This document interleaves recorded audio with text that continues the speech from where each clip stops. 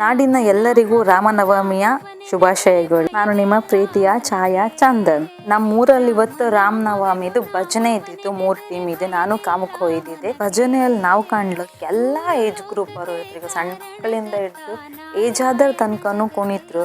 ಭಜನೆ ಅಂದ್ರೆ ಏನು 1 ಗಂಟೆನೂ ಆಗ್ಬೋದು, 2 ಗಂಟೆನೂ ಆಗ್ಬೋದು, 3 ಗಂಟೆನೂ ಆಗ್ಬೋದು, ಕೆಲವೊಂದ್ಸತಿ ಅದಕ್ಕೂ ಜಾಸ್ತಿನೂ ಆಗ್ಬಹುದು.